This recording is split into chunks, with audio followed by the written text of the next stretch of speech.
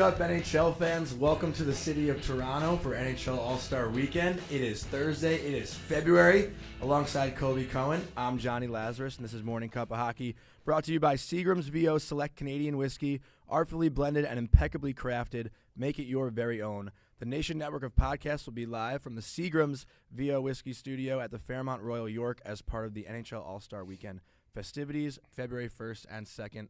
We're here. We're excited. We had a fucking long trip here. But, Colby, it's good to be in Toronto. Good to see you in person. It is good to be back in the Mecca. I get to walk by the Hockey Hall of Fame last night, going to dinner. I don't think I've been in there in quite some time since I'm a young kid. We had a nice team outing last night. You were able to hold your liquor, which is always surprising to me. I know, you're probably a little bit of a lightweight. Yeah, I think that's probably a fair thing to say. Maybe a little taste of whiskey, but, you're probably more of a seltzer guy. I was mixing around some whiskey, some wine, some beer. But early to bed night for me last night, big day today. Well, you were supposed to play in a hockey game last night, but you got disinvited. Yeah, my buddies were playing like a CCM outdoor game last night at Rosedale Park, which I think is like 15 minutes away from here. And I really wanted to go. Why are you doing the ball gazer thing on your leg? I'm just watching. I thought you were doing the ball gazer thing. I don't know what that is. But, yeah, I really wanted to play. It was a shame that they kind of disinvited me. They told me it was 9 to 11, but I think it ended up being 9 to 10. You know what happened there. They probably had a couple of texts out. Yeah. You were kind of on a reserve list, and once the guy who they actually wanted to play responded, "Oh, sorry, Johnny, we're going to actually end the game early." Well, I did see the videos after, and they had like 20 people. It was like they had a ref out there. I was like, what the hell is going on here? What was I invited to? So then you really must have done something wrong to get disinvited, because it seemed like they had anybody and everybody. Yeah, I don't know, but I'm trying to get a tune-up in because I'm playing in that creator game on Saturday, which I'm really pumped about, at Nathan Phillips Square. And you don't want to embarrass I don't want to embarrass the Nation Network or the Daily Face-Off at the creator game. Yeah, that should be fun, though. I think it's the first time the NHL's ever done something like that, so really excited to be a part of that. What is a creator game? All the NHL people that like create content the for the YouTubers? YouTubers, TikTokers. Is Freezer Tarts going to be there? He's not. Okay. I don't know if I consider myself one of those. I don't know. You are. Am I? Yeah. I don't know. It'll be fun. I don't know where I blend in, I think I'm kind of a unicorn in that sense. Oh, you are? Yeah. Self-proclaimed? Self-proclaimed unicorn. Well, yesterday was a long day.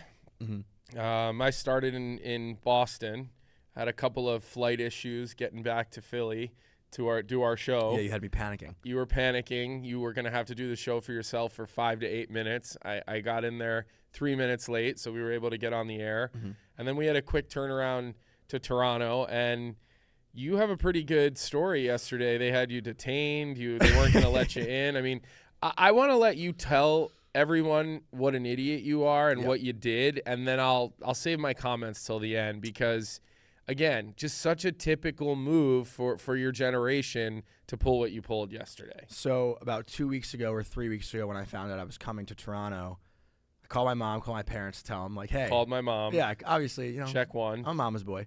Called my mom, and I was like, hey, guess what? Like, I got invited to go to NHL All-Star Weekend. It's in Toronto. It's going to be an awesome time, like, super pumped, blah, blah. She calls me back 5 minutes later. Check your passport, dumbass.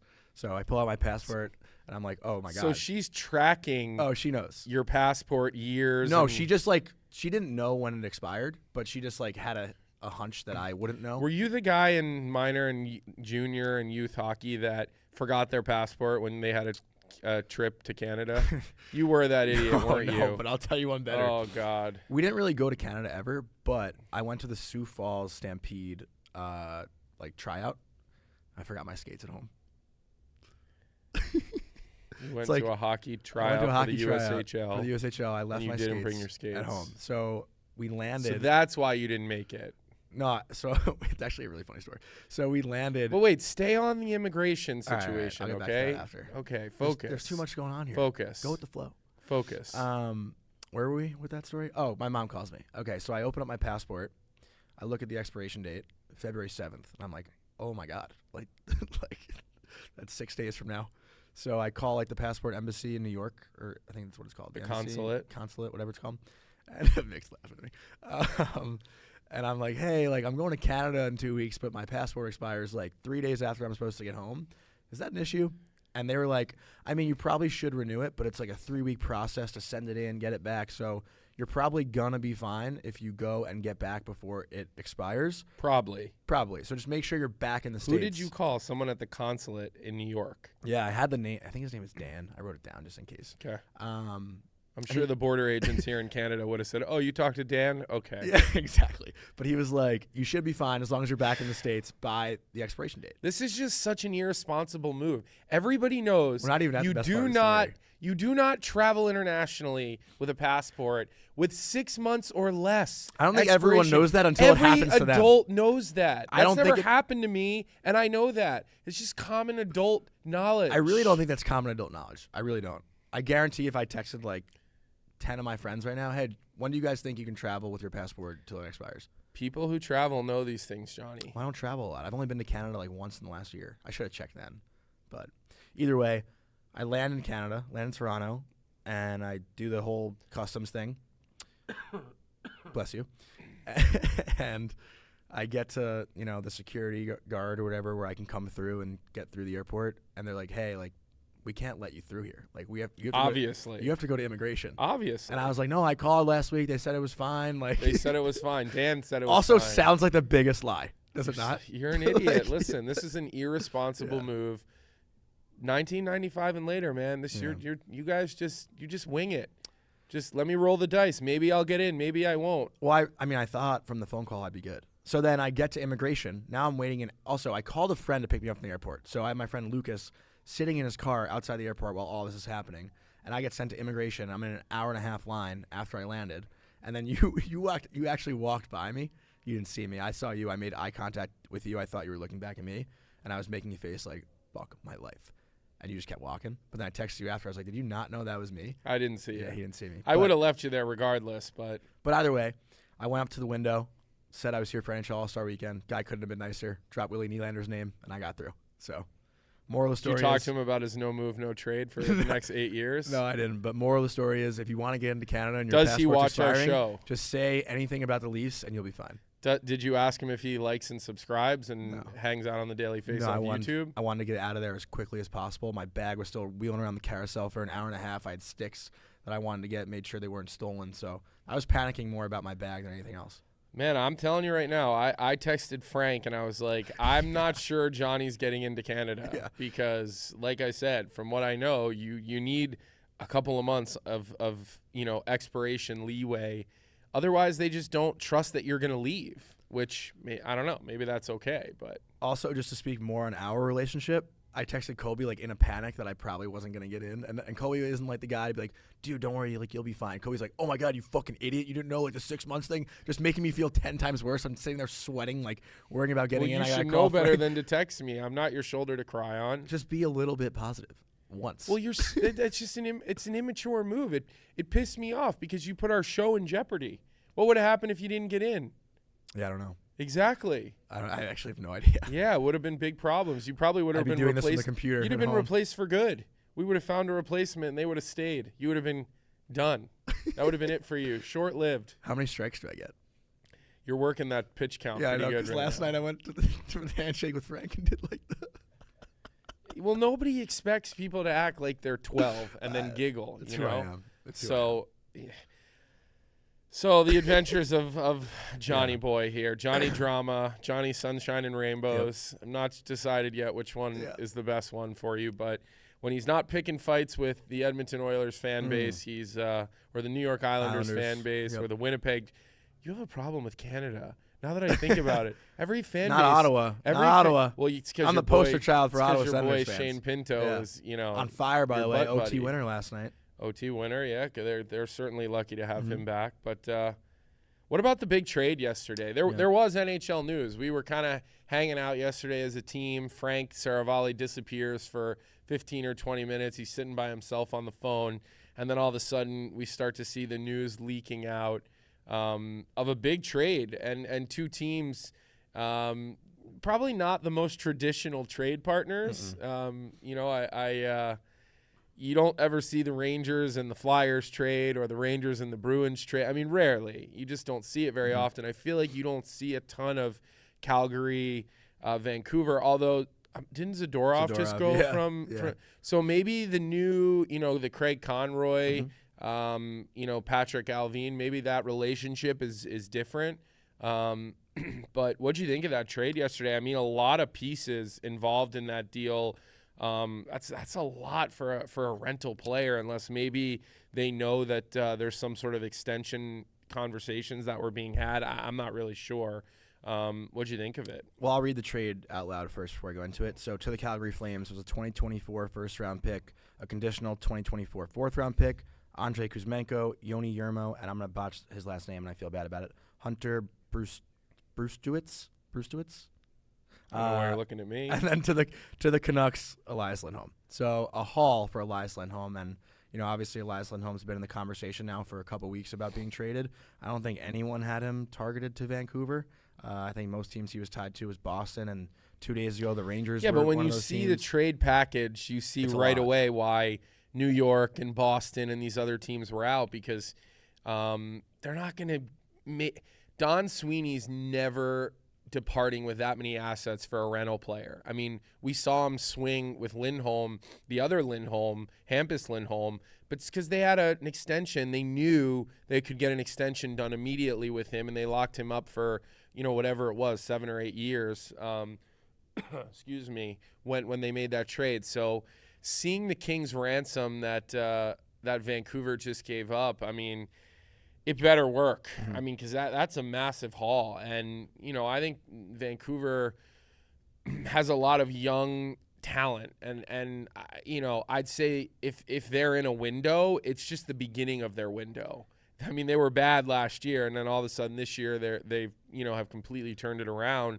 So I just think that's a lot to give up for a rental player when you're at the beginning of a window. Mm-hmm. Like, it's not as if they're knocking on the door of a Stanley Cup. They're playoff tested. We see this year after year, these sort of new teams on the scene from previous years.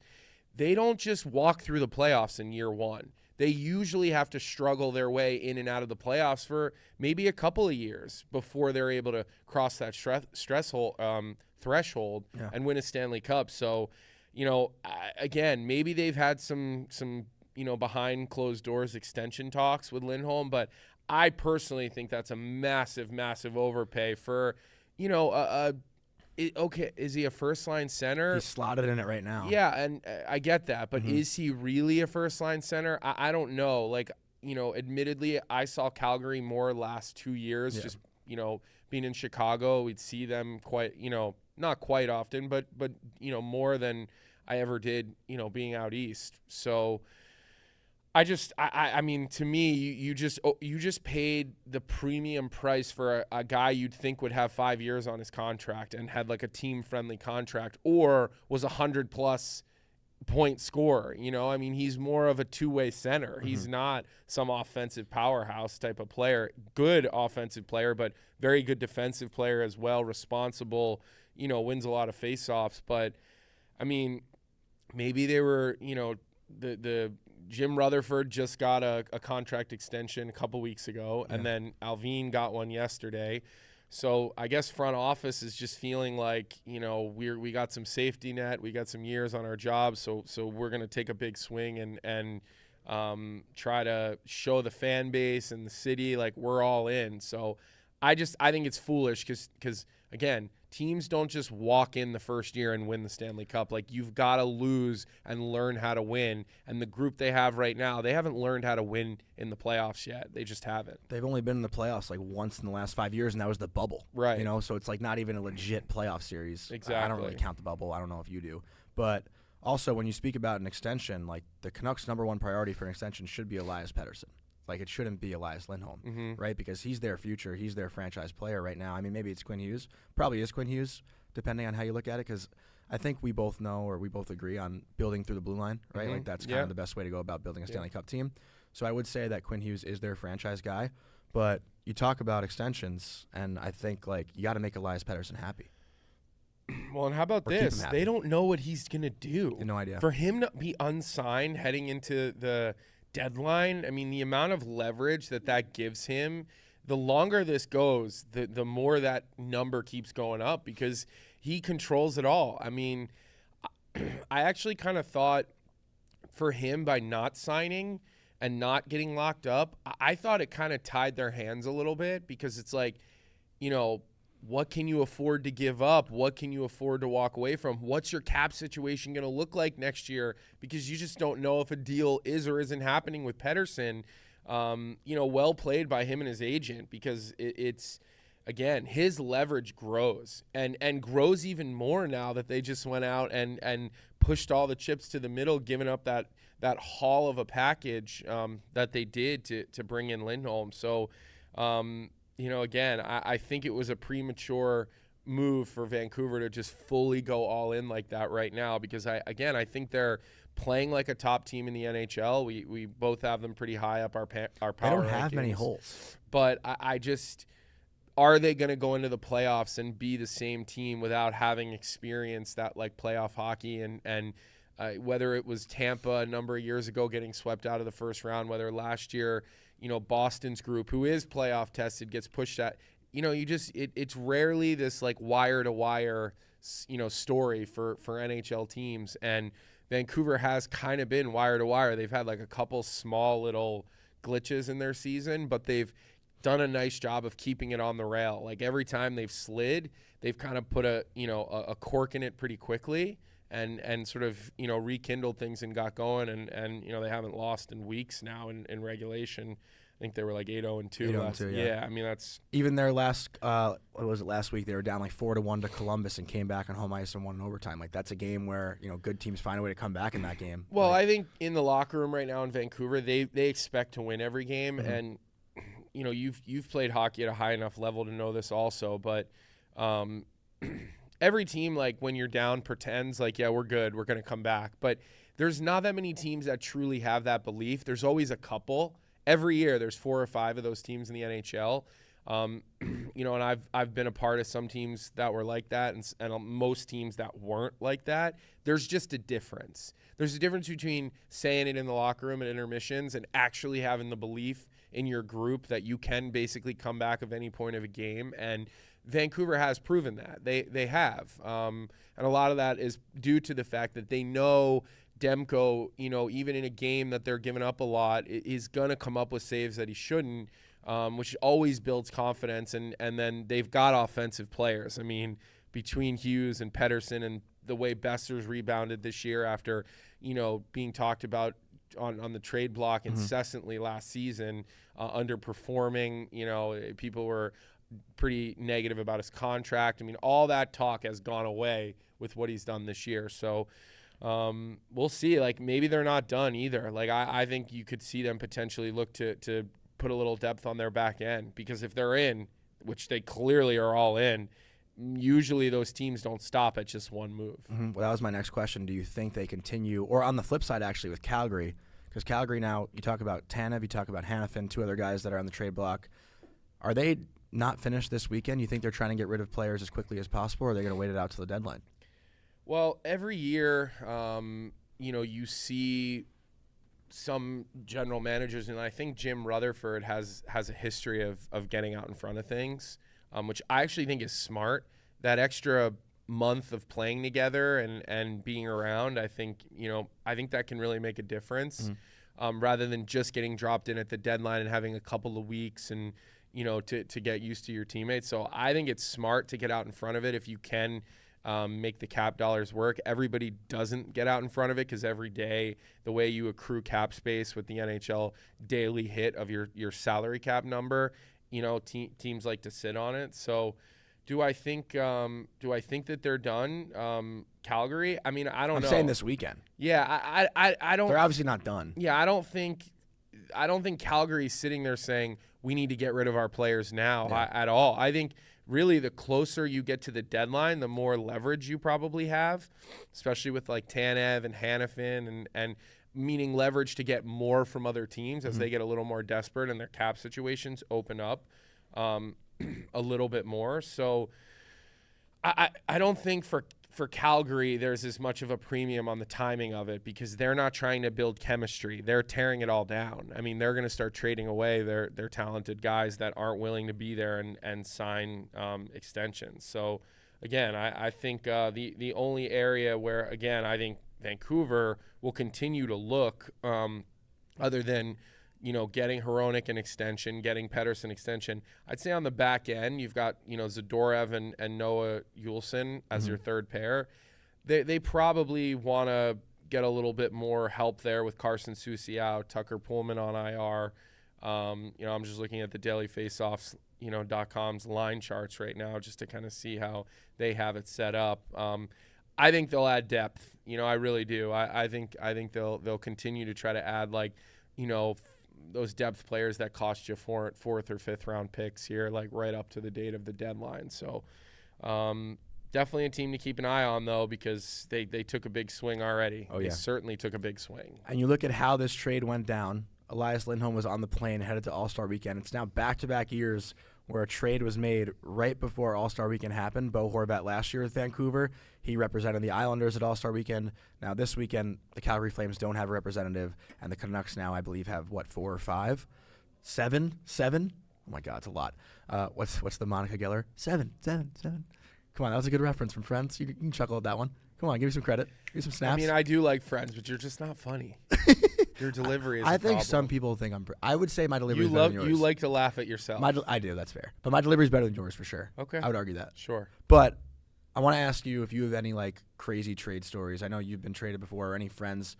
I got to imagine landing from a flight and finding out you're on a different team is a pretty wild feeling. Yeah. I mean, look, getting traded is an experience, I guess. Especially, I got traded in my first year of my entry-level contract, kind of fresh off a call-up.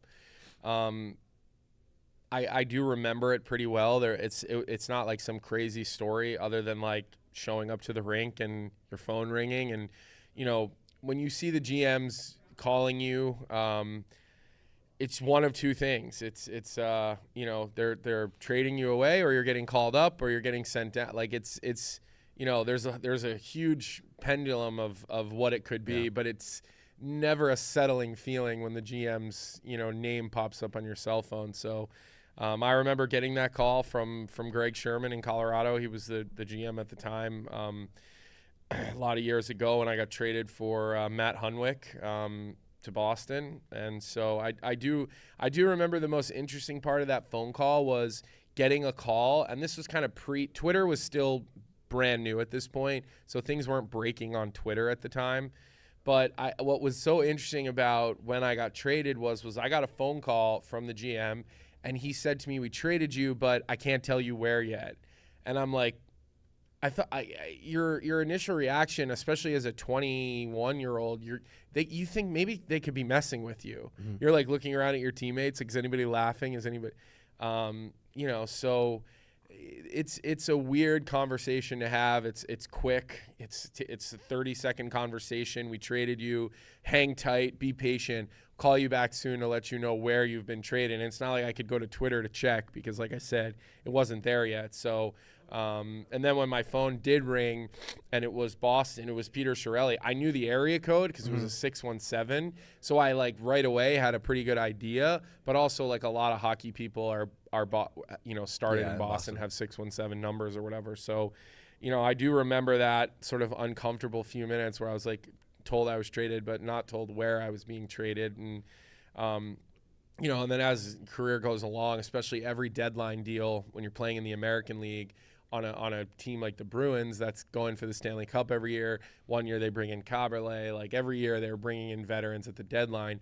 We would all sit around the training room just kind of waiting for the phone to ring in the training room on deadline days in the American League. So always unsettling, especially when you're young in your career and you don't have millions and millions of dollars, and the ramifications of getting traded are a lot. You might be alone. At the time for me, it was just me and my dog. It's not like I wasn't married or anything, and I didn't have a family at the time. So, I think in the NHL, they make it a little bit easier on you.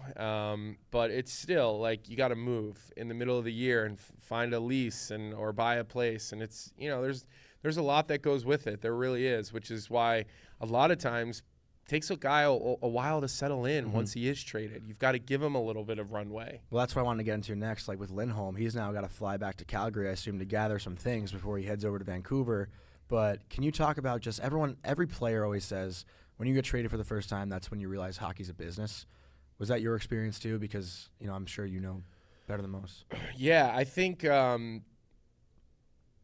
that's a good sort of benchmark feeling for, wow, this is a business. And I think what's hard as a young player getting traded, I mean, you spend 2-3 summers going to development camp, and you spend all this time around the guys getting to know each other, and you have your friends you were drafted with, and you get comfortable with the training staff and an equipment staff, because again, when you're a college player, it might be 4 years before you ever actually show up at training camp for real. You're just development camps and summer things and whatever, communications, and so it was that was a feeling. It was, I mean, I remember feeling a little bit, not devastation, but like I was sad because there were a number of players with the organization in Colorado that I was very close with personally. I had my actual childhood best friend playing there with me. We were drafted, in the first and the second round by them in the same year. We were roommates in college. Yeah. And then there was a number of other guys. Brandon Yip was on the team. He was a college teammate. The coach was Joe Sacco. He was a BU guy. So there was just a lot of familiarity with the staff and everything. And then I remember looking at the Bruins roster and looking at their minor league roster and thinking, I don't know any of these people. Like, I knew one guy in the organization. Thankfully, I knew one. So that was tough. I mean, that there's no doubt about it. And for me, I had a dog, so like, they wanted me to fly like that night, and I was like, well, I got my car here, and like, so I just packed up my car, and 6 hours after I got that phone call, we drove overnight from Lake Erie to Providence, Rhode Island, like that. I did it all in 12. It's like a 7-hour drive, right? Yeah, like, and again, got the call, didn't practice, went home, started packing up all my shit. And that was it, and luckily I had a roommate, and, he found another roommate. So I was like off the hook with the place we had. And shout out Ryan Stoa, former roommate, is another guy I knew from the national team that was in Colorado. So it's familiarity. I think that's always the hardest thing. Mm-hmm. Well, I appreciate you telling that story. And I think we're actually going to take a little bit of a break right now. And after the break, we're going to talk about the Edmonton Oilers, who we got into a pretty decent argument with last night. We're Tyler, Oilers Nation coming on. Tyler Uremchuk's in the building. I think they're coming for your throat. They've been hearing all of your anti-Edmonton Oiler rhetoric on our I'm show. Standing strong on it. I'm standing strong. You have excuses every single day as to like why their 16-win, 16-game win streak basically has an asterisk next to it is kind of what you've been saying. Mm-hmm. And when we come back from the break, we'll get into it, because I think they're going to be pretty passionate, and I don't expect to side with you on any of it. We'll see. My family's very own whiskey, barrel-aged and set apart, marked with VO, artfully blended, impeccably crafted, as a wedding gift to my son, for the bride and groom. And now, over a century later, from our very own family to yours, a legacy rooted in whiskey. Seagram's VO, growing deeper, reaching out, raising a glass to your legacy. Seagram's VO. Make it your very own.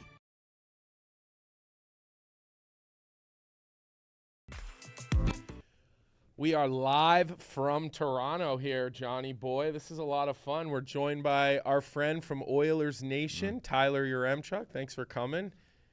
Dragged my hungover behind out of bed to be here with you guys, so let's do it. Made your way to the beautiful Seagram's VO Whiskey Select studio we have here at the Royal Fairmont.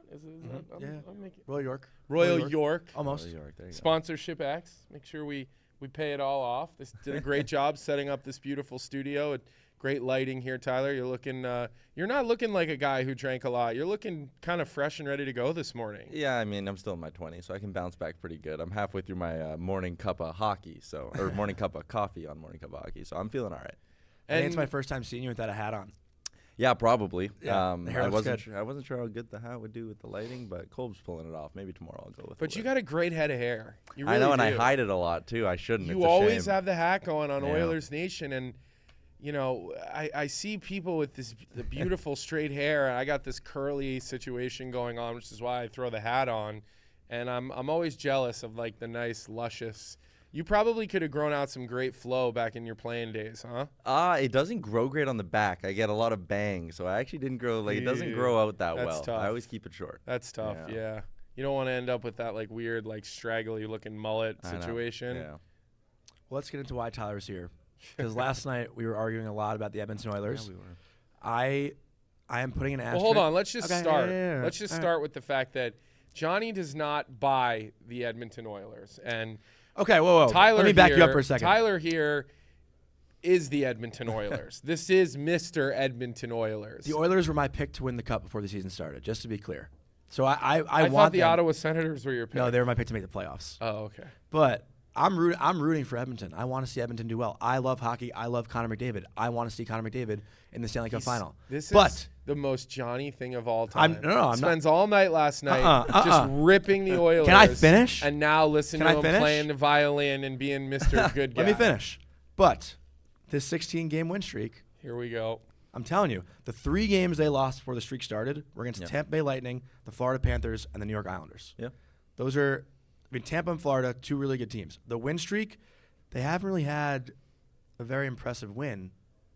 Okay, but you're looking that at streak. but you're looking at it now and looking back at the moment when they beat the New York Rangers. And you know the New York Rangers. The Rangers were still playing well. They were hadn't playing, really- they were playing decent. yeah. Playing When decent. they beat the LA Kings were like 8-2 in their last 10. They were starting to skid. They hadn't quite started yet. You could argue the Oilers kicked them into that skid. But when they beat the Seattle Kraken, they were 8-2 in their last 10. When they beat the Toronto Maple Leafs were coming off a win. When they beat the Calgary Flames, Leafs were won coming their- off of a win. The Calgary Flames were coming. That's the only good thing about them. Still, Yeah. are Well, you let gonna me say? ask you a question. You're going But, to like- penalize a team for winning 16 in a row because of some of the teams that they're playing? There's Calgary not had an won easy 3 or night 4 in a the row. NHL. I'm saying it's still impressive to win 16 games in a row. I'm not knocking that. You said there's an but, asterisk. But there hasn't been. They haven't played a Colorado. They haven't played. They lost to Florida. They lost to Tampa right before. They haven't played a team that's like knocking on the door of being an elite team in the NHL during this win streak. So I'm like, let me see them beat the Boston Bruins or beat a good team that's been consistent the entire year.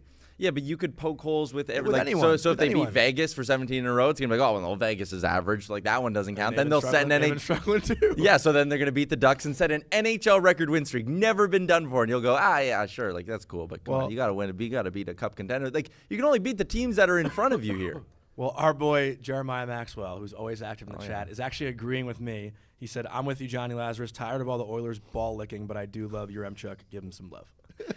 I don't even think it's ball licking when you're 1 win away from tying an NHL record. Like, I don't know, man. And earlier in the year, was anyone sitting there when they had the 3rd toughest schedule, I think, by strength of schedule, when they were losing all those games? Was anyone sitting there going, well, you know what? They're playing hard teams. Like, don't worry about it. They'll figure it out. No, everyone is trashing them. I mean, if you lose a lot of games in the hard part of the schedule and win a lot of games in the easier part of the schedule, But you have to look at the way that they're winning too, and you don't watch Edmonton. It's clear. I'm literally up later than you don't. every night. But you don't. Watching Somehow Edmonton. you don't watch them. Not every game, but I watch a lot of Edmonton. But here's the thing: you see that the way that they're playing, because they just went on a pretty big East Coast. They played quite a few teams over in like Central and the East time zone, so easier to see them play. But you look at the way that they're playing; they're playing really good hockey, Johnny. Like they have been way more thorough with the puck. They're getting saves because they're not putting the goaltender in bad situations. You know, Skinner's not having to stand on his head and face 4 and 5 rebounds every time there's an offensive play or an offensive outburst. So, I mean, again, you can't you also have to look at how they're playing and how they're winning games. It can't just be, oh, the opponents aren't good. It is still the NHL. Yeah. Every team, with the exception of maybe the Blackhawks and San Jose, Columbus. have a couple of lines that can hurt you. Columbus still has players who can hurt you. I mean, you look at Columbus's D-core, shouldn't be as bad as they are. And then you add Fantilli and you add Gaudreau and I mean, they have players in Columbus. Like, they just suck. I mean, they're just playing god awful. But I don't buy your whole, well, there's an asterisk, they're not playing against good teams. They won 16 games in a row. It doesn't happen in sports over an 82-game season. And I think if you would have asked a lot of people before the heater started, like, okay, the Oilers are going to win 16 in a row. How do you think it's going to get done? You probably would have said, okay, Connor McDavid probably has 48 points in the 16 games. Their power play is probably 48%. Their leading point getter at 5v5 over this stretch is Warren Fogle. Really? Ryan McLeod has just as many 5-on-5 points as Leon Draisaitl in this stretch. Their power play until the last 2 games when it kind of got hot was like 22%. Like, they're winning games with a weird amount of depth scoring that they've never really had in the Connor McDavid era. They're winning games with Stuart Skinner having the second best save percentage in the league since the start of December. Like, Stuart Skinner's a guy I think should be getting more Vezina love than he currently is. And I know Frank kind of ripped Liam and I for bringing that up. I disagree with that. I totally disagree with that. He's got the, again, second best save percentage since December 1st. Games started this year. But you can't just disregard the first first season month. started in October. Look at the whole season. Look at a goal if you want consistency. Games started with a save percentage above 900. Only one goalie in the NHL has more games started with a save percentage above 900, and it's Hellebuck. Hellebuck has 23, Skinner has 22, Demko has 21. Where's Demko on that? Demko has 21. But look, you just can't let up bad goals consistently for a quarter of the season. But it wasn't. It was 5 games. Really? That's it? Yeah, if you go back and I guess look. Campbell, it was a lot of Campbell early, wasn't it? Yeah, and Campbell got a lot of starts early and was terrible, and I think that almost made people think Stuart Skinner was more of a problem than he was. And yeah, his save percentage was like 880 up on till November 15th, I think, is when he started to turn it around. But I don't know, man. He's a big reason why they're winning these games, and that's their goaltending has not been a good thing in Edmonton for a while. Let me ask you another goaltending question while you bring that up. A couple weeks ago on Oilers Nation, you kind of ranted about why you didn't think Fleury would be a good option, and I think you said something like, if all goes to plan, he'll never play, so why would we give up an asset? Yeah. I'm pretty sure Frank Saravalli tweeted recently that he thinks Fleury, it would take a 3rd-round pick to get Fleury. Yeah. Do you not think for a 3rd-round pick, Fleury would be as good of an insurance policy that you could put on that team? I mean, because I think that would be a no-brainer if you could do it for a 3rd-round pick.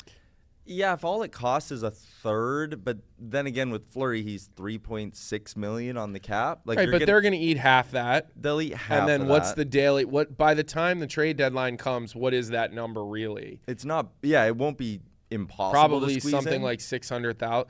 And if you get the Blackhawks, and you could double broker that, and he could literally be costing you a few $100,000. So then you're talking about a 3rd and a 4th at that point, because you're going to need someone to eat more of that money. And for me, it's like, okay, could that 3rd get you Nick Dowd in Washington? And could the 4th get you a really good veteran 7th defenseman? You were talking what the Bruins used to do before every cup run. Go get a vet 7th. Go get a vet 7th. So they would even bring guys out of retirement. They brought Shane Knighty out of retirement one year, and we were sitting there like, what the fuck? So are you a better team with Marc-Andre Fleury sitting on the bench, or are you a better team with right shot, the 4th line center that can win you a shitload of draws, right, and a veteran 7th because someone's eventually going to get hurt? But why do you have to choose?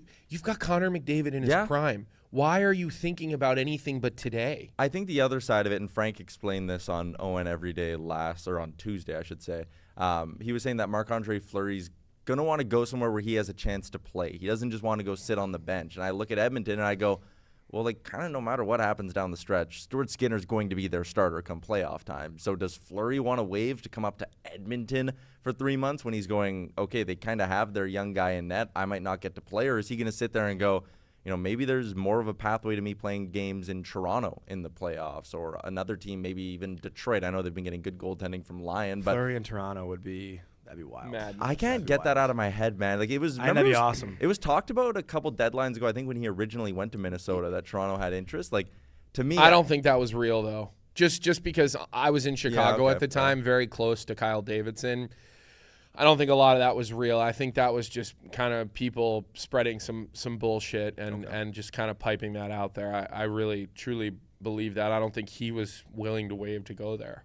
Okay, well, then that'd be interesting if he's not willing to waive to go there. But the situation of Joe Woll, you know, has had a really good year, but he's hurt. And with that injury, you never know. It's like a heel or something, right? Like, you never know how that's going to heal up. No pun intended. High ankle. Closing of the season or high ankle or Yeah, whatever. those are tricky. Yeah. They're the tricky. You're better off breaking, you know, you can't break your ankle. That's what we always say is a broken ankle, but you either break your foot or you break your leg. Yeah. Because the ankle is the joint where they connect. But I don't know though. We're not. Kobe Cohn, got a MD. doctor? Well, I got a high ankle sprain, Okay. so I kind of remember learning about all that. That was as brutal of an injury as I ever had. It's like So serious. 6 or 7 months. Terrible.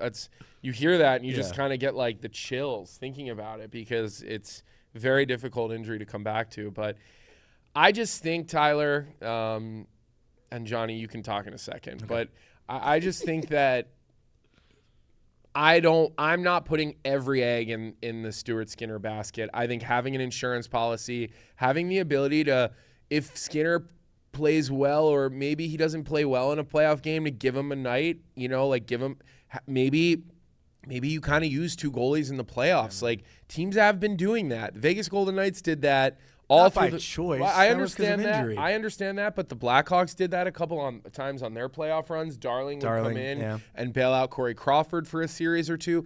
Like we're seeing that more and more. But I think that's because of performance. That's not because of a strategy or a plan. Bruins might do it this year. They might do probably it. should, because it probably is what killed. Well, them how'd that last work? year. Yeah, how'd that work out last year for them? They didn't do it last year. Yeah, they did. They played Swayman in didn't. Game 7. Not until Yeah, in Game after 7, not they playing probably should have done it in Game Game 3 or 4 and given Omar the the rest. that- 7 who hasn't played in 2 weeks. So you think they're just gonna go what? Game 1, Game 2, I'm just switch saying, Stuart Skinner has played very well, but I'm not there. I need to see more from him than just this last stretch of games, because he's been inconsistent. Than just in his 7 career. straight weeks of elite 16 play. win, 16 win streak's not enough. Listen, I'm totally on the bandwagon for that win streak. I am. But I'm just saying, being objective, thinking about this guy's body of work in the NHL, he needs to show me later in the year. He needs to show me in the playoffs, I'm a number 1. I don't need Fleury type of performance for me to not want to have that type of insurance policy. I wonder if you can't just, again, a third for Fleury, sure. I still think if Minnesota went to him and were like, all right, if all it takes is a third, a lot of contenders are going to want him. Mm-hmm. If they But he may sit there and go, "It's a good situation. I could win another cup." And listen. I'm not the only person in the world who needs to see more from Skinner. Like outside the bubble of Edmonton, like I still think like there's a question mark there, just based on previous performances. I don't want there to be, but there is. Like I don't know how I feel about him in a playoff series with Jeremy Swayman or even Thatcher Demko. Like, I mean, again, like I think those guys are better goaltenders than him right now. It doesn't mean he can't get there, but I do think they're better goaltenders right now. I see the wheels churning in your head here. Yeah, I mean, it is. I was just sitting there going, yeah, you go through the teams in the West right now, and like Demko, elite. You're going to have to go through the Jets potentially, and Connor Hellebuck, Jake Ottinger in Dallas. Like, they all have really good elite goalies. I don't know. I tend to be a bit more of a believer in Stuart Skinner. Like last year didn't go well, but that was the first time in his career he's ever had to play that much hockey, right? Like they had to ride him hard down the stretch because they wanted to lock up home ice, and then their probably mistake was similar to Boston, where Jack Campbell came in and bailed out Skinner twice in that first round against LA. And then he got to Vegas, he had to come in a couple of times, and they just never wanted to give Campbell a start. So maybe if they had a more trustworthy backup this year, they'd be willing to flip off it in case of emergency. I'm not sure if it's Fleury, because, again, you have to convince him to come here. He might look at L.A. and go, oh, yeah, I'm going to beat out Cam Talbot for that job, and I'm going to start game 1 of the playoffs. It could be a moot point. I'm just saying, I'm a believer in you can't have too much depth at that position unless you have Connor Hellebuck or, one of the elite few, and it is a few. It's not a big list of guys. So you don't want to hear my take on how you can probably just trust Calvin Pickard? No, we're not going to go there. I mean, listen, no disrespect, but no, we that is not a take that we're ready for. But goaltending is weird too. Like if you would have asked Florida Panthers fans, at this time last year, hey, you cool with Alex Lyon starting all your games down the stretch? They would have been like, no, obviously not. But what happened? He came Alex in and he Lyon got hot. has more of a body of work recently than Pickard. He did. I think last year was more of his coming out party. It was, but he had put good stretches together in Philly on bad teams, which I remember because I was doing TV for them at the time.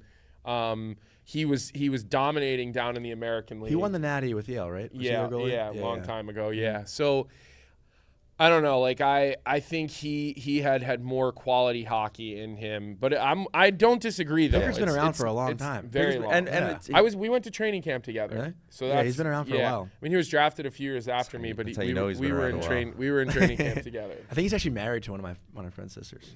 Random flex. Yeah. But I mean, if you'd asked Golden Knights fans at the start of the playoffs last year, hey, you cool if Aiden Hill's got to start playoff games? They probably would have been like, oh no, our season's over if that happens, right? Yeah. I think if you would have asked Aiden Hill, hey, you ready to start playoff games? The night before he got into a playoff game, I can tell you, he wasn't ready to start playoff games. Yeah. And he just gets thrown in and gets hot. And Vegas also did their system protects goalies. Yeah, The way that they play when they play good hockey, I think Vegas can shelter a goaltender. I mean, Aiden Hill this season though has shown he's a pretty number legit, one, man. He's good. been healthy, he's really looked like Yeah. a number one. I think Edmonton is trending in the direction of being able to shelter a goaltender the way they're playing with the puck. Like, they're not turning the puck over. At the end of the day, like, Edmonton is managing the puck better than I've seen them since I don't know how long. And if they can continue to do that, that'll be the difference, where they're not playing like high risk, high reward hockey. And because you don't have Hellebuck to bail you out on high risk, high reward hockey. You know, maybe Skinner gets there, but he's not there yet. We can obviously agree on that. So I have a question for Tyler about the Canucks trade. Does that give Edmonton more incentive to go after it right now? Because they're going all in, right? Like I don't think Edmonton needed more incentive to go out and upgrade their team. But does that kind of give them a spark? And what's interesting about the West is those 7 teams right now in the top 7 spots, and that 8th spot is just going to be a waste of whatever. Like, it won't matter. That team's going to lose in 5 games to whoever they play in round 1. Who had the quote? Was it Sutter last year that said, like, waste it's of just 10 days or 8 days, whatever it is? Yeah. I think those other 7 teams, they all have Stanley Cup aspirations. So I think what Vancouver might have done, one, it was smart because I think they jumped the market, and it's going to be this weird arms race, even just in Western Canada with Winnipeg, Edmonton, and Vancouver. And Vancouver just stepped up and said, we'll go get the best guy first. So now if you're Edmonton, it's like, okay, your first-round pick was always in play. I think a handful of your top prospects are obviously in play. Everyone but Dylan Holloway is probably trade bait at this point. Great college player. Yeah, great. It's a shame he hasn't really panned out in the NHL. He's coming, though. Played better. I said this on their show recently. I was like, I'm ready to see him take the next step, though. I stand by that statement. I know he's playing better, but it's consistency that you got to see from him. He's got to stay healthy, too. Yeah. He's always banged up. But a good Bragg Creek, Alberta boy. Shout out to Bragg Creek. But Holloway's probably the only untouchable. The Oilers should be going all in. My thing is, when I look at Frank's trade targets list, like, who out there is worth spending the assets for? Like, it's one thing to sit there and be like, we're going to go all in. But, like, is it dumb to be like, yeah, we're going to give up our first-round pick for Sean Monahan, who's going to be a 3C for us? Like, how big of an upgrade is Monahan at center over Ryan McLeod, who's playing great hockey as of late? Is that worth giving up a first-round pick for? I know a lot of people have talked about Sean Walker as being a Cody Ceci upgrade, but I'm like, okay, are you going to have to give up a second-round pick, and then you're going to have to I think a second for Sean Walker would be a good deal. I really do, because a second-round pick, you never know what you're getting. Yeah. But to fit him in, you got to move Ceci. So then it's like, okay, are you going to disrupt a pairing that's been a legit top 4 pairing for you for the last 18 months? Nurse and Ceci? But I think Ceci, you've got to look at his playoff history and how he's played in the playoffs. He has a big enough body of work that I think you should know what you're going to get come that time of year. He was bad last year. He was good the year before.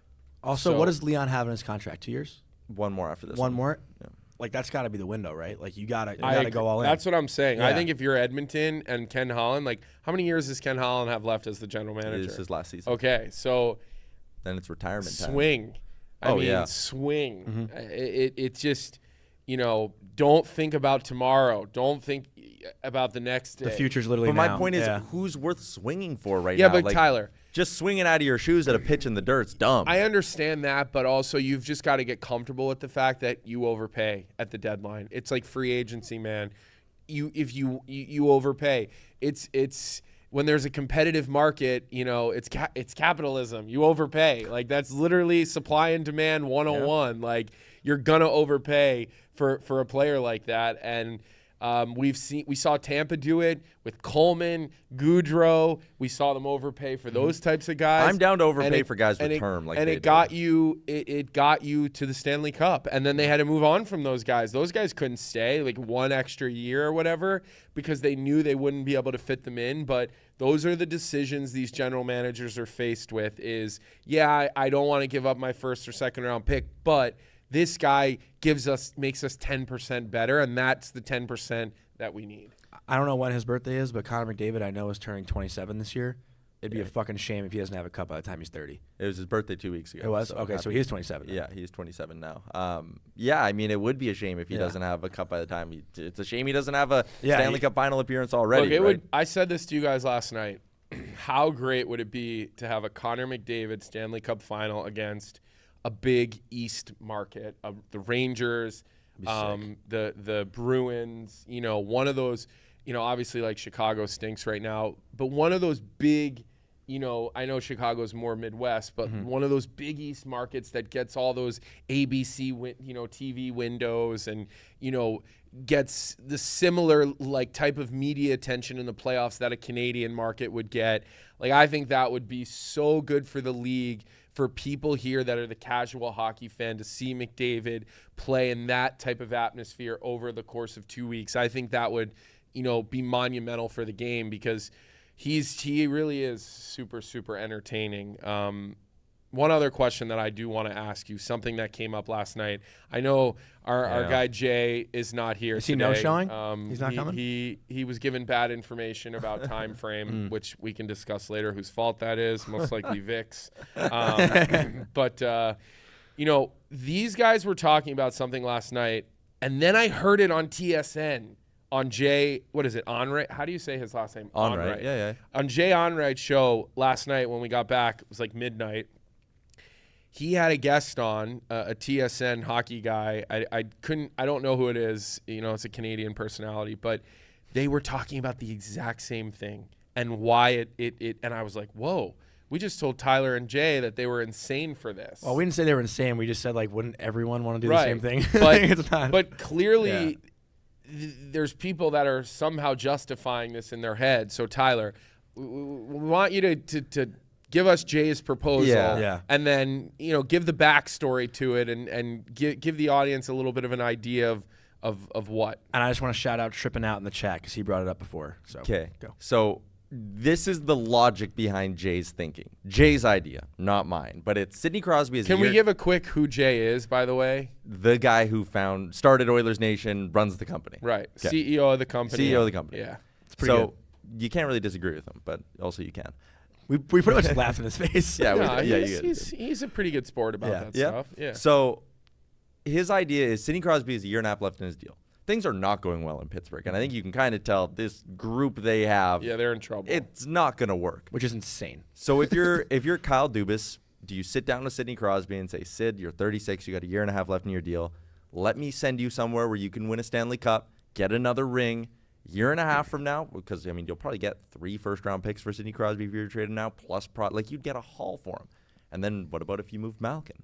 What about if maybe you can't move Letang, maybe you can't move Carlson because their contracts aren't they good? could have a sick rebuild in Pittsburgh if they started moving those guys. Oh my God! Like, what happens if you sit there and tell Sid, hey Sid, over the next year now, we're just going to get as many picks as we can, and then right before you're about to hit free agency again, we're either going to have a bunch of new prospects in the system, or we're going to package up those picks and get a new supporting cast in here. And you can come back when you're 38 and finish your career as a Penguin, sign one more 2-year deal with us, play till you're 40, and you're going to have another ring on your finger, and we're going to have a core that can actually win with you in your final 2 years. Maybe a Conn Smythe this year. I mean, yeah. Or maybe a Hart Trophy. Like, he's been incredible this year. He's been great. So, like, could you convince him in a weird world that go away, go play with Connor, add this new little Canadian chapter to your legacy, and come back in 2 years? We'll have a fresh young core here in Pittsburgh, a similar thing like LA went, right? They were just bad for a couple of seasons, got some picks, reloaded, and they were back to being good again with Doughty and with Kopitar and with those guys who they won their cups with. Could you sell Sid on that same idea and say, we're going to let you go for 2 years, get a bunch for you, and bring you back? And if you're Edmonton and that becomes even if that door's open just a little bit, you sell everything. What would you be willing to give? Let's hear what are you willing to give that you think, and don't, take off your Oilers jersey for 1 second and try to put a little bit of a GM cap on. What would you give? So I think you need to start with, okay, what is this first playoff run with Sidney Crosby? What's that worth? If Sidney Crosby was a pure rental, how much would he go for on the market? And it's 2 first-round picks and a good prospect. So it's probably 2 firsts and Philip Broberg. And then you're looking at next year, because he's got 1 more year on his deal, and you're probably looking at another 2 first-round picks for that. So you think Broberg's a good enough prospect to give? I think I feel like there's such a love-hate with him. Yeah, there's a bit of a love-hate with him. I don't think there can be a love-hate. Like, I think you have to part with your best prospect. Yeah, so it's Broberg and 4 first-round picks, or 3 first-round picks, and maybe Xavier Bourgault, who would have been a first-rounder a couple of years ago for him. So, like, 2 A-level prospects and 3 first-round picks that's probably what you're looking at, and I don't even think you blink twice if you're Edmonton. And you're fine. You're totally fine with that. Come on, man. Okay, I'm just asking. I just mean, come on, in the sense it's Sidney Crosby. Right. they asked for 6. You who's probably said still something about- playing again Yeah. at the top of his game at his Yeah. age, and from what I understand, the way he takes care of himself, he may have another couple years at the top of his game. I mean, you don't see a slowdown happening. No, and we have some comments in the chat too. Jeremiah said, Colorado is the only team I see Crosby going to, my guess. And then tripping out said, Why? Because of McKinnon. Everybody has that McKinnon-Crosby connection. But there was like rumors about that this past summer, I feel like, or before maybe he signed his contract. And then tripping out said Crosby to Vancouver next deadline, Rutherford's reunion.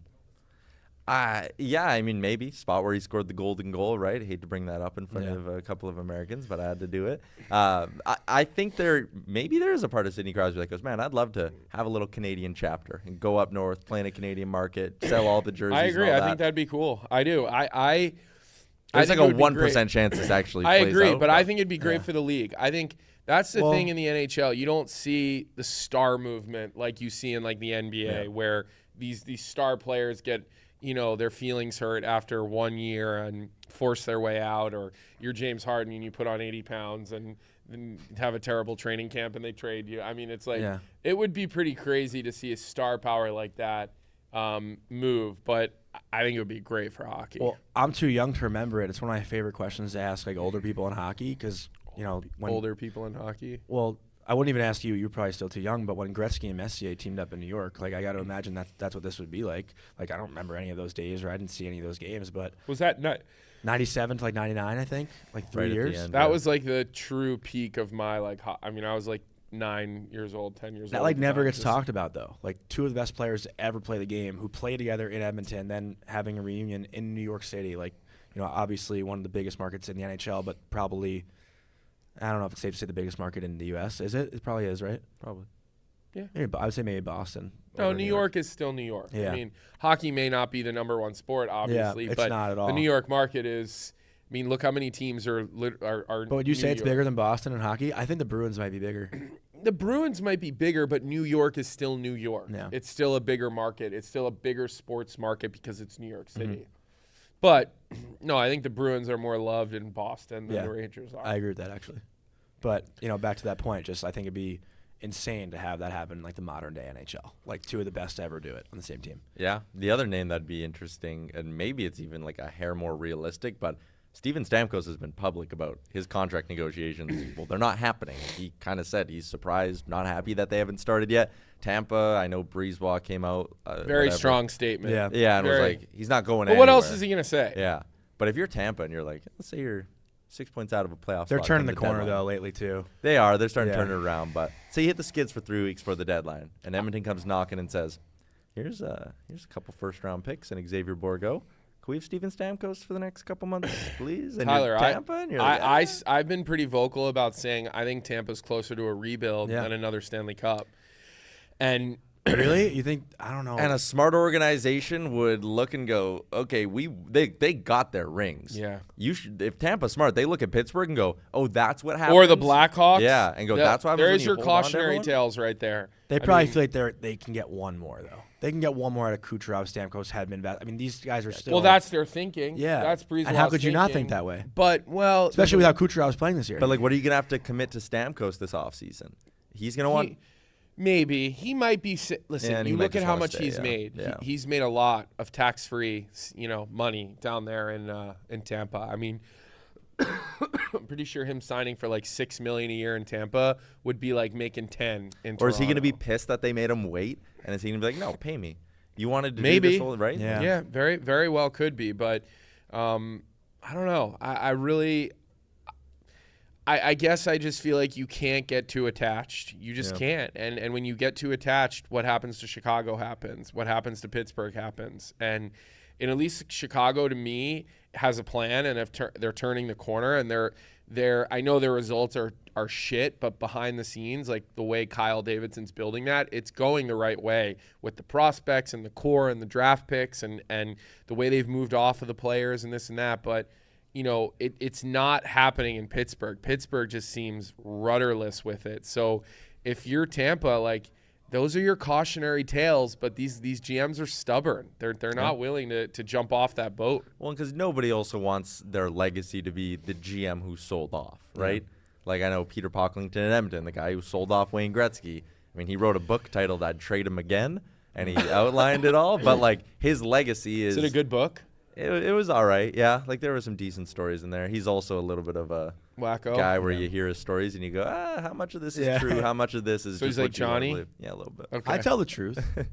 But like his legacy is the guy who sold Wayne Gretzky. His legacy is not the guy who came in and was around for the Cups and the owner for the Cups. He's the owner who sold Wayne Gretzky. He was so broke he had to sell Wayne Gretzky, and Gretzky couldn't finish his career in Edmonton, right? So if you're Dubas, do you want that to be your legacy? You're the GM who traded Sidney he Crosby comes out in of and that's his- Pittsburgh. that's I his don't first know play. if I don't know if because what he was handed, if he really, like, I'm not sure if it's fair to hit him with that, just because he was handed a flaming dumpster fire. Yeah, I mean, it really is. that's fair too. It's a mess. Jeremiah in the chat said, I think Breezeball thinks the same. Kobe Cohen. They're going to try and make the playoffs this year and start the rebuild. I mean, listen, if you're going to try a rebuild, why not? Here's the thing, and I said this time and time again in Chicago, and everyone's like, okay, we're invested in the rebuild, but don't trade Patrick Kane. I'm like, what are you rebuilding with? Yeah. Don't trade Hagel. Don't trade DeBrincat. You can't rebuild with Your best air. players. Yeah. You need capital, and these teams. These teams that are in these situations, they've sold off their farm. They have. So it's an interesting situation in Tampa, one that, again, like I said, I think they're closer to the rebuild than they are to winning another Stanley Cup. It doesn't mean they can't be competitive. It doesn't mean they won't win a series. So, we'll kind of monitor that down the stretch here. Yeah. And so I think we're going to step aside for a couple of minutes. We do have a second hour today, Johnny, here live at the All-Star. So that's exciting. I get to sit next to you and It's been pretty nice so ignore far. you It's been ignore pretty you nice. for a whole nother hour, which Yeah. is pretty much what we've done They're the first finally making hour. you guys work hard. Well, like I said, it's mostly just ignoring Johnny as best as I can. So we're going to step aside here for a minute, hang with us, and we'll have some more people joining us here in the second half. Back in Toronto at the Seagram's VO Select Canadian Whiskey Lounge Studio. Is that what we're calling it? Studio. But we're joined by Jay and Tyler. Tyler was here for the last, 30, 40 minutes talking Edmonton Oilers. Now we're going to get into a little bit The brain everything trust NHL. of Oilers Nation right here. It'll turn into a lounge if we put some whiskey in our coffee. Are we Yeah. doing that? Well, we'll see. This is morning. Oilers It's I'd- morning cup of hockey. I'd say 11 a.m. is when the Irish coffee's morning cup of Irish exactly. hockey or Irish coffee. Yeah, there we go. I fumbled that exact same thing trying Yeah. to make a joke about that when I hopped on too. We could do morning cup of Irish hockey. That could be a thing. Yeah. That makes sense. That St. Patty's Day. Yeah. blends well. St. Yeah. Patty's Day. It's called hockeyfights.com. That's what Irish hockey is. Yeah. But we talked about Sidney Crosby a little bit before. We talked about it last night. It's now trending. Look at the big grin on Jay's face. It's now trending all over Look at media. the grin. You know the what? rumor. If you're it doesn't matter any team that you're a fan of. I just happen to be an Edmonton Oilers fan. If Sidney Crosby come to your team, you would be smiling at Oh your my radio. God, unbelievable. Every team should And be it would trying be to do great this. for hockey. We Yes. just had this discussion. It would be so great for hockey to see him get traded. But that was my reaction last night when you told me. You were like, yeah, they should get Crosby. I was like, yeah, everyone should try to get Crosby. Yes. Like, But we should try harder. yeah. Like, that's a no-brainer. But I think we were just kind of talking about it before. I don't know if you heard outside the room or whatever, but, like, it'd be a modern-day Messier Gretzky in New York. You know, that's what it would be if it happened in Edmonton. Oh man, just even saying that's crazy, and that's he also has a deep Edmonton connection, so Yeah. obviously hits me in the feels more than maybe others. And also, would you because you got the other end of it. But They didn't get it done, though. They didn't get it done. Well, Messi ended up, and he did, and Messi won a cup without Gretzky in Edmonton in '90. Like he's able to do it on his own. He doesn't need Waino, but I just think of the impact. Well, it doesn't matter anywhere Crosby goes, he'll make an insane impact. And thinking about like you think about it more. Like Crosby's trying to build his legacy, and his legacy is already phenomenal. You think he's trying to his legacy is set. It's phenomenal, It's but set. like, But guys like but when you him go are like never this, I've got this satisfied. many cups, Yeah. versus this, like that's. You would still say he's building his legacy, though? Well, he can add another Absolutely. chapter to it. I yeah, think like so. say Really? I won 5 cups. How many cups did Wayne win? 4. But here's the thing. Guys like that are built differently. They're never satisfied. The competitive nature, They're yeah. never satisfied. You get 3, you want 4. You get 4, you want 5. Like If he was satisfied, he would have retired Crosby's by in now. that rarefied 1% of the 1% with the the GOATs, whether it's the Tom Brady's, the Michael Jordans, guys like that. Like you can't. Crosby is in that rarefied air of being the best in a sport of all time. That's totally fair, and I agree. But let me ask you a question. If Crosby gets 2 more cups, does he move up the list at all? I don't think so. But it's what he thinks. No, I know. But I'm just saying, legacy-wise, to fans, if Crosby gets 2 more Stanley Cups, are we saying he's better than Gretzky? No. Are we putting him past But Messi? he's more involved in the discussion. 5 sa- cups, like Wayne Gretzky's records are impossible to break. But if like the stat column that matters, especially to a guy like Crosby, is probably number of cups. Yeah. And what if he comes to Edmonton and he has a 110-point season and he starts inching towards 2,000 and what if you can sit there and You're go, ready to say he's going to be better than Gretzky? Well, if that but happens? I'm just saying, if we're walking down a hypothetical world where We are. where he wins 2 more Drink rings, the Kool-Aid with now him. he's Yeah. got Yeah. more rings than And Gretzky. again, I'll say this again: the guy is having a Hart Trophy season. Yeah. I mean, this is And a what guy if who's what if he Gretzky. becomes the second player to hit the 2,000-point mark in NHL Jay's history? with me. I know it's impossible to Yeah. ever put anyone against Gretzky. But then But you see the way those you have guys to era scored adjust back then. Crosby. Yeah, You got to era adjust it. That's a real debate. But and Crosby still gets on the Mount Rushmore. He does. Yeah, Yes. I'm not disagreeing Right, with that. no, I just think he could win 2 more cups. I don't think anyone's putting him as the best player to ever play. But I think the conversation's there if he does. He's in the. it's more. He becomes It's part deeper. Of, Yeah. leads a team too. Like he's not going somewhere to be a depth player. Like Mm-hmm. he'd be going there to star alongside McDavid and Draisaitl. I mean it's. I mean I don't know. Hey, Like, I'm all for it. I would love for the NHL to have that LeBron Jordan debate. Like I'm all for that. All We right, don't, we don't I don't have even that. Are you that's ready a for a debate. homer take? Oh, here we go. Let's hear it. Let's hear your homer take. I think the Oilers is the only team that can make Sidney Crosby better As a player? as a player Why? Yeah. because of explain. who he could play with. Yeah, but I mean Colorado he could play Yeah, with yeah, I star players. I mean McKinnon, Rantanen, Makar. Landeskog, Makar. I mean Well, I just but think yeah, Crosby yeah, and Evander yeah, but Kane would really click. McKinnon, yes. I feel like Rantanen, no. Makar, Why? yes. Well, Crosby, why? you know actually. I would gotta click? ask why Crosby on behind some it. of these things 'Cause he's because European. we're Well, of parting course of we, the like I ways said, here. well, there's a few. I got a stupid narrative why I think Crosby doesn't want to go to Colorado. It's something I've made up. It's Okay, what is who it? wants to be the king of Cole Harbor? I love made up shit. Who wants to be the king of Cole Harbor? If he goes and helps Nate get some cups, like they're boys, but like Crosby wants to have that edge over him always. Or would Crosby then be able to go, yeah, I got you your Yeah, no couple more matter rings, what, Nate. and no matter And what. then you maybe can't have Nate more than doesn't me. want it. Like I don't need your help, Yeah. Sid. And maybe they hate each other. But like hate and Let's start love that is a rumor. very fine line. Yeah. Tyler Yaremchuk from Oilers Nation reporting that Crosby and McKinnon hate each other. All right, we got that. So let's go a little more realistic. Not that I think this is insane. I thought it was insane the first time you said it. But the more you and then the think more I about it- thought about it, and then I heard it on, and I'm like, oh, you know what? He does need to leave Pittsburgh. Yes. He really does. It would be amazing to see this guy go to Canada, go to a Canadian market, and win more cups. It would be awesome to see that. But let's just go more present day, realistic. What could potentially happen over the next couple of weeks? So far, you add Corey Perry. I think returns on that are going to be really good. Didn't cost you a thing. We talked about the Fleury conversation earlier. Tyler and I totally disagreed on that. Where are you guys on that? They think Stuart Skinner's an AHL goalie. No, That's that's true. putting Boy. words in our That's not mouth. true. He thinks he's a Vezina front runner. I said Front pump, runner, I no. said pump the brakes on that. He's an NHL goalie, but having Fleury for a third-round pick would make any, I think, Oilers fans sleep really nicely at night as an insurance policy and as a tandem situation. Jesus, the Calvin Pickard hate here is. That's is what I strong. said. 915 save percentage on Captain You guys have your Picard. head a little bit in the bubble right now, like a little bit in the bubble. Yeah, Come on. obviously, yeah. Like a guy like Fleury, like of course, like have him as your backup or your 1B, like, or who knows, maybe it becomes your 1A, like. That's what I'm saying. That's a it's nice. an That'd be a nice interesting luxury. proposition, but it's at what expense, and not from like what you have to trade to get him, but like who can't we get now because we got him. Well, come cap time, you chop that cap hit up, that daily number. I don't know exactly what it would be around that. It wouldn't be much. You'd be able to facilitate something that works. But we already flushed this discussion out. Okay. What else? What else? Because I know you guys on Oilers Nation are. I've heard you guys kind of talk about that center, that bottom depth center a lot. I personally think the defense is where they need more help.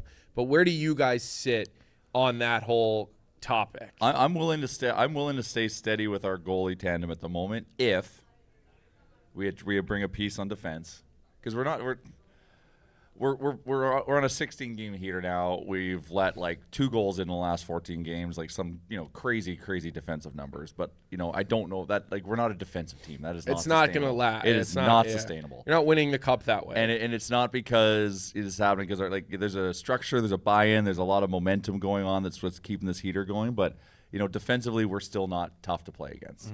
In certain elements, we are with certain players. Like Nurse has had a good year. He stepped up. Ekholm has just been Ekholm. And then after that, like Vinny, kind of a little bit in certain circumstances, like just tough defensively. He's such a monster. He's just big. He's just a huge human. I just think he gets caught up the ice way too often for a third pair guy. Yeah, that's and that's fair. Often. He needs to like limit his. He needs to limit his know exposure. His role a little bit better. And I just feel like I watch him play and I'm like, what's your identity, man? Because keep it simple. It's not jiving with what an outsider who watches the game thinks it should be. And I remember seeing him play at Providence College and even pretty sure I did his last college game in the Frozen Four, called that game. Yeah, this guy's a good player. He's a good player, but again, I do see him just get stuck on the wall at the like it makes me nervous in come playoff time.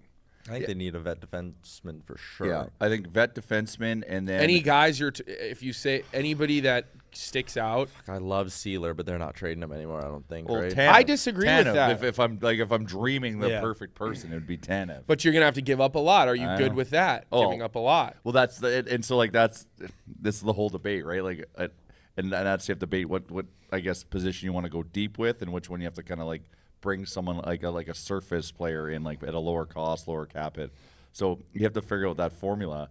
So for me, it's if you can get Tanev, then you can maybe just go not so deep on like a depth forward. But we have an experiment here that we get to try out with Corey Perry, because really what we need to focus on is one of two things, and we have to make that decision. And I say we like I'm part of the organization, but that's what we do.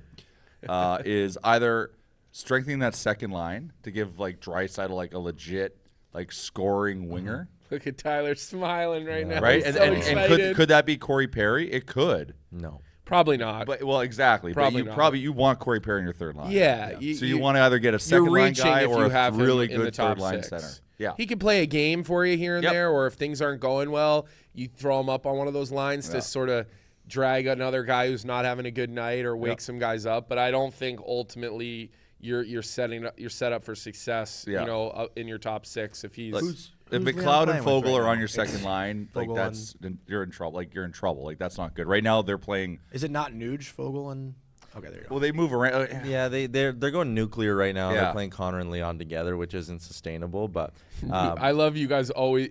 You guys say that like, but everyone says it. That's been a steady saying for you guys since I've gotten and listened like to your guys' show. It's going nuclear anytime those guys get put out together. But is it not? Like when you watch those two on the ice and they're humming, you're like, holy cow, they are playing a different game. It's a power play all the time. Yeah, it's crazy. But I love the idea of adding scoring depth, because I think you need to split Connor and Leon up, and to do that, you need to give Leon a good support piece. So Jay's pie in the sky idea was Crosby. Mine's a bit maybe more realistic, but if New Jersey stays out of it, maybe you can get Tyler Toffoli. Yeah. I am in on that. That is the exact type how of player. Good would Tyler Toffoli look in that top six? Yeah, no, I agree. He's going to cost you a lot. Like, that guy can score. He's going to be. He's bringing back a first-round pick. He's bringing back. That's fine. We got 3 to give. So here's my next question to you, Jay, because we've already asked Tyler this. Are you willing to sell the future, and be? I mean, not just all in. I mean, all in. Not thinking about next year or the year after. It's this win now. We have to do that for so many different reasons. Yes, because we're in year 8 or 9 of McDavid? Mm-hmm. And, how long did it take for Sid to get his first cup? Not long. 6 months? 3 years? 3 years, maybe. Right? So, like, we owe this to Connor McDavid to go all in and try to give him what he needs to get his cups. And then the other side of it is, if we want to keep Connor McDavid and Leon Draisaitl wearing Oilers jerseys, we got to give them that team that is a cup contender. Yeah. We have Draisaitl, who has 1 year left on his deal after this year, so hopefully, we're going to have negotiation talks in the offseason. Connor's got 2 more seasons. Like that in itself is a ticking time bomb. So more reason to go all in. Mm-hmm. My question for you right now, if the playoffs started today, Edmonton would be playing. They'd be playing Vegas again. Mm-hmm. But I want to know how you guys would feel right now with the Lindholm trade. How Edmonton would stack up in a 7-game series against Vancouver. Oh man, because I think if you ask me, gun to my head, I'm taking Canucks Vancouver. right now. I hate they did that. I'm taking them if you have a gun to my head. I'm right now. so mad that they did that. They're deep. They're really deep. I don't think they have any holes. Like that. If there's a pairing in the league that could probably consistently shut down Connor McDavid, it's Makar and Taves, and it's Hronek and Hughes, just because they can move so well, right? I agree. And that's 90% All of the skating. battle Yeah. is just being able to keep up with Connor and keep up with that pace. So that would concern me. I think winning those games where you're in Vancouver and you don't have last change and you know they're just going to stick Hughes and Hronek out there against McDavid, I think that'd be tough. But like Zadorov doesn't move well. Myers doesn't move that well. Like Connor loves skating circles around Zadorov. Yeah, but like how often is that matchup going to happen? And like we kind of saw, we saw it in the Battle of Alberta playoff series a few years ago that like if you have slow boots D-men anywhere, Connor McDavid just eats them alive. So I think that bottom 4, we'll call it, on the Canucks blue line is slow enough where Connor could just rip around them. It would Turned be out a really tight well on opening series. night. I have such a hard time sitting there and Well, being poking holes in Vancouver right now. So yeah, it'd be tough to pick the Oilers in that situation. The only place I'd pick holes on, like, man, they've done so many good things this year. Like they have retooled on the fly, and it is impressive. But we talked about it on our show like a couple of days ago. Do you think they're the Devils of last year? I didn't mean to kind of cut you off there. No. Yeah. That's a good question. Because I don't think that they're going to think win so. in the playoffs. I don't. I think they're going to have to learn how to win. So and what how don't to you I- like I about him? Just agree. the lack of experience? Yeah, lack of experience and I think lack of experience and maybe a little lack of grit. I feel like people say the lack of experience thing is cliche, but it's so true. It's not so cliche. true. It's so true. Look at every team that's you have to learn. You have to lose and learn those hard lessons losing in the NHL playoffs Yeah. before you win. Every team that's had their run, whether it was Chicago for a while, whether it was Tampa for a while, they all had a struggle. Even Vegas, like they got in almost, then they had to reset. So that's a true thing. But still, like in the series, I would be concerned, especially after this Lindholm maneuver that they just pulled off, would make me extra concerned. A week ago, I would have told you they're pretenders, and they're overachieving. And I think in a Really? hard-fought series, I think you could silence them. But man, my perspective is changing because this addition of Lindholm, like that, he is exactly what they need. I wish the Oilers could have got him. Obviously, that would never happen. But Vancouver probably plays a little bit more physical too. No, like their third line is pretty physical. yeah, and it's. Who's it? Bluger, Joshua. It was Kuzmenko, I think. They have right? Lafferty down in the Lafferty bottom Lafferty now, six, so like Eddie their bottom, Banks. so like they probably outgrade us right Yeah. now, which is weird. Like, so we got to toughen up ourselves. And Well, goaltending. you've got D. Ely. I think we can get in chat. Thatcher's head. D. Ely comes into our chat and watches just- our show at he times. shreds me. And he hates Johnny, which is He shreds awesome. me. What do you say now? He's always on my side on everything, which is great. But he said, the Oilers do not need scoring. It's their team defense that hurts them in the playoffs. Dry scores 4 in one game, and he's also on the ice for 5 against. So I think the sentiment, at least from what I see, whether I'm in your guys' show chat or ours, people do seem to lean defensive depth. Talking about that in Edmonton. But based they've on looked better scars. this year than they ever have. They're managing the puck better. Yeah. I think it all comes down to, are they willing to be this disciplined for the net? And they're not going to win every game on out, but are they willing to be disciplined and manage the puck, something the Leafs are usually not willing to do? A lot of teams are not willing to do. Are they willing to continue to do that for this next stretch of games into the playoffs? Because if they manage the puck, it's going to be hard to beat them. Yeah. If they don't, they're going to give up 5 goals. Skinner's going to be under fire.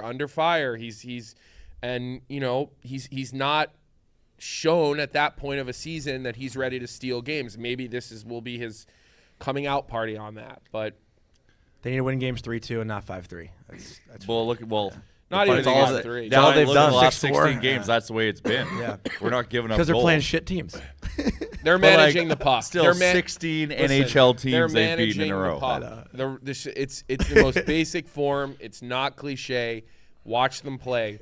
Go on Instat. Go on any of the Stat Geek websites. They're managing the puck. Their turnovers, their giveaways, where they're turning the puck over on the ice. They're making smart offensive zone changes. It's just it's a more committed team to playing playoff winning hockey, not 9-6 hockey. Because they've learned their tough lessons over the last couple. They playoffs. have. I also still think it's so overlooked how good their PK's been. Their penalty It's kills at like insane right now, 95% at the moment. during the And streak. is that sustainable? I don't know. Or is this the new PK? But that is Oilers? insane. Is It's whose nuts. handles the P? Is that something Coffee No, would have it's taken Mark over? Because that Stewart. does because that doesn't seem like a Paul not his Coffee. brand. Yeah, it would be his brand. I think more power play when I think Paul Coffee. Yeah. Mark Stewart's been handling the PK ever since Dave Manson got let go, and you can see it, instant turnaround. And the one thing Knobloch's done is he's kind of like assigned it to 6 guys and said, like, own it. You guys are our penalty killers. Like, take pride in it. And I think that's kind of helped. I'm interested with Calgary too, actually. Like, we talked about teams being able to just load up and rebuild real fast. Man, so they got a first and a good prospect for Lindholm. They traded Zadorov for a couple of picks. They could maybe get a first for Chris Tanev. They could. I don't think they- maybe. What about Hanifin? certainly Hanifin can. and him could both Yeah. go out and get you. You could end up with a number of first-round picks, but you also have to be careful. You don't want 5 first-round picks in one draft. No. Because you have a development team and a development process that is really only suitable for so much attention. You kind of want to stagger. So, like, But 5 bullets in one draft, you're going to hit on something. yeah, but like, But even still, you can use them to acquire, right?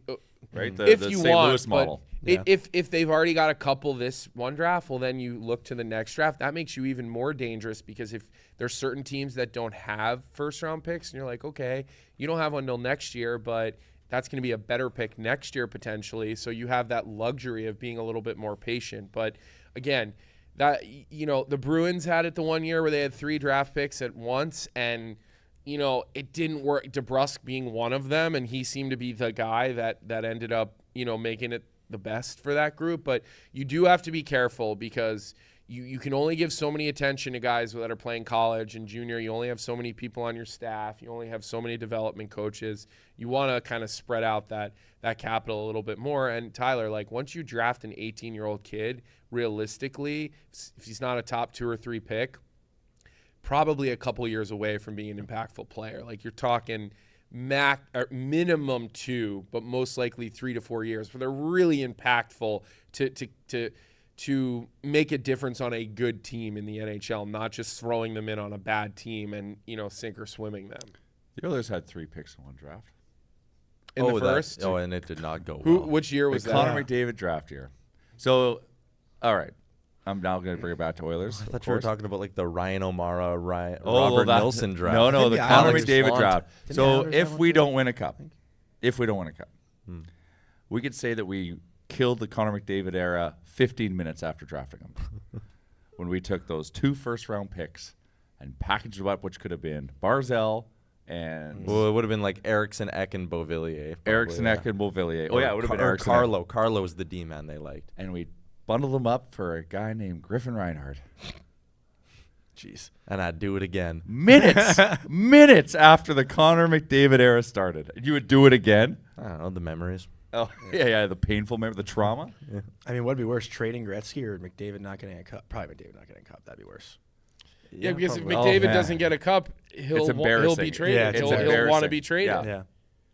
It'd be probably the worst thing to ever happen to the sport if Connor McDavid never wins Stanley Cup. It would have a deep rooted effect on. Imagine Edmontonians. being an organization that traded Wayne Gretzky and then all these years later traded Connor McDavid. That's kind of a rough stain I wouldn't be for laughing. the Oilers. At least it'll be- Gretzky won. No, though. you wouldn't. You would not be laughing. No. You would be facing devastation that you Yep. probably can't even imagine right now. Although, to be fair, I did tweet back in November when the Oilers lost to the Sharks that the Connor McDavid era is ending right in front of our eyes. You and Ryan Whitney got off the Oh, bandwagon the same day. I was down bad. I was real down bad. Well, everyone was. It was Yeah, a that was a very, rough one. very difficult time. It's funny as well, especially in Canada, but also like Johnny, you're a big Rangers fan. Like it's part of your identity, right? Yeah. And if people shit on your team, it's like a personal attack. Like it affects you emotionally. You guys are crazy. I This think is- I don't know because I think I don't want to take away from my fandom, but I definitely think I'm a little self-aware with the Rangers, where I dump on them when I think they deserve to be dumped on. But like when other people do it, and I also see that, I think it's okay. He just does it so people don't call him a homer. He don't listen. No, I'm a homer, but You're not self-aware. I'm a homer, I still but want him to win. I'm a homer. Obviously, I'm a homer, but I still think like if you ask me right now if the Rangers are going to get past the second round, I would say no. I don't think they're. I think they're ceiling this year. What's happening in New York? Well, what's happening is the first half of the year they were defending well, they were scoring goals, they were getting stops. They're doing none of that now.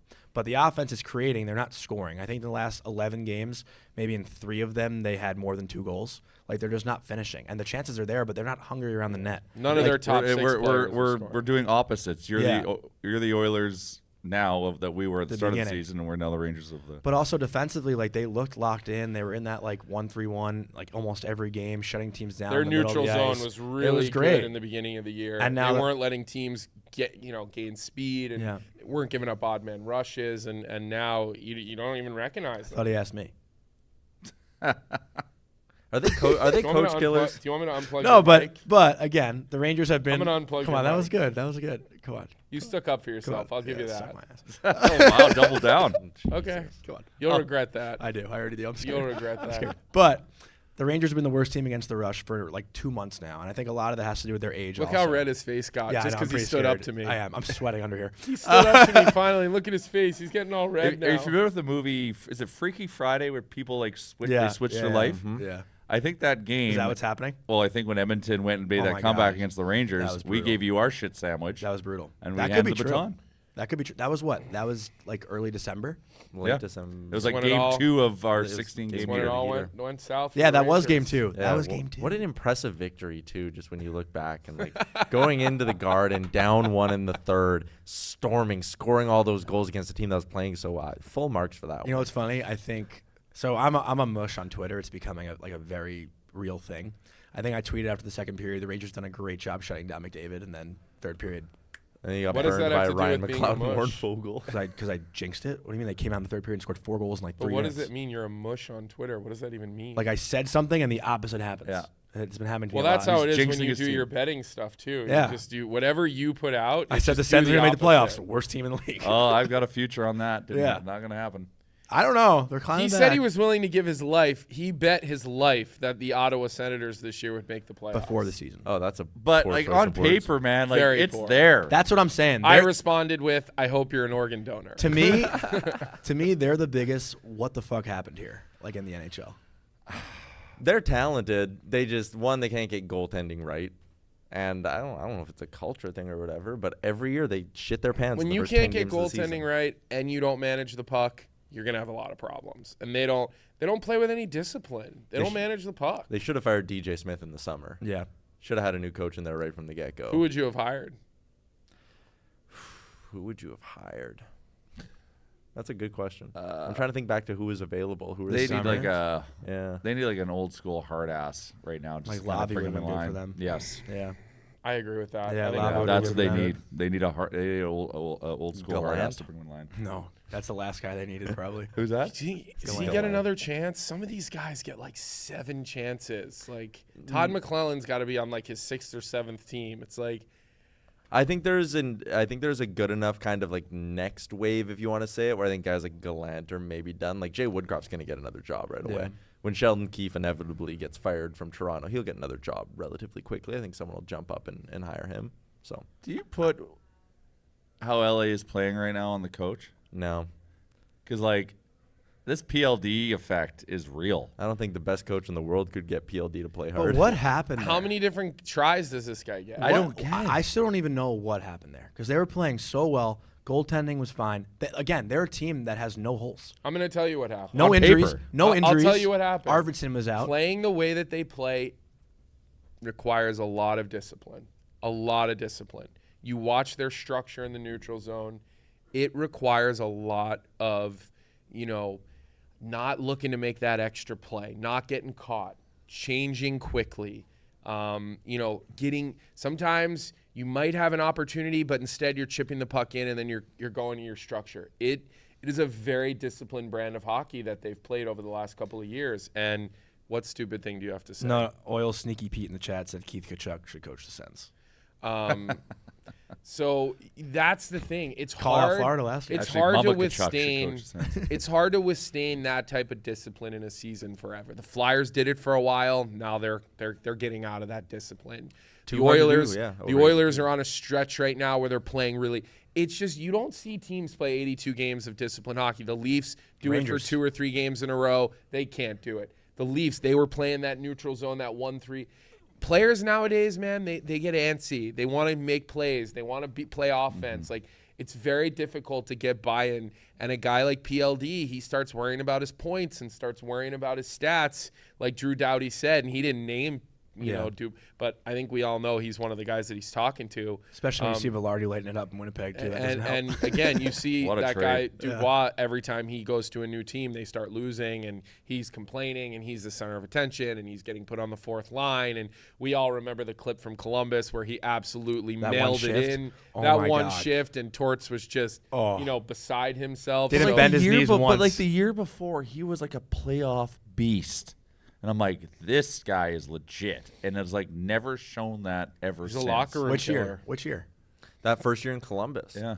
Was that when they swept Tampa? I think that was year? when they. that How would've been- what Like, year just like in his it- career it- was that though? Do we know exactly? Year 1 or 2. Yeah. So you're kind of full of piss and vinegar. You're in that entry level contract. You're listening. Playing, you're playing for your life money because your entry level deal is not where you make. It's if you get those big second and third. So he seems to be a locker room killer. If that's the common denominator is that you've got a couple of different kinds of coaches. Was it Luke Gazdick on one of the shows recently talking about his experience playing for McClellan and saying like was it on DFO? Yeah, it might it have was been on. on DFO, and Yeah. he was talking about how he's very blunt, he's very straight, he's very direct. It's kind of his way or no way. Some teams can't handle that for a whole season. Yeah. I mean, I get it. Like players time out on like Daryl Sutter. Yeah. Like they time out on him. Like they get that like window of time where he's got Yeah. their attention. They listen. They subscribe to his way of playing hockey. They win. It But better then he work loses quick. them. Yeah, it has to work fast. I mean, hearing the same voice for so long also, like, it's hard not human nature, right? Like, to tune somebody out if you don't see eye to eye with them. Like, maybe that's just his time in L.A. Yeah. It's just human nature to not see something the same way as somebody and try to do things your own way. He'll be the fall guy. Yeah. I mean, if You can't fire players. if Yeah. things continue, I don't think Rob Blake. I think this is Rob Blake's first coaching hire. Yeah. So you always get more than one coach. I mean, I can see Rob Blake not deploying a lot of patience.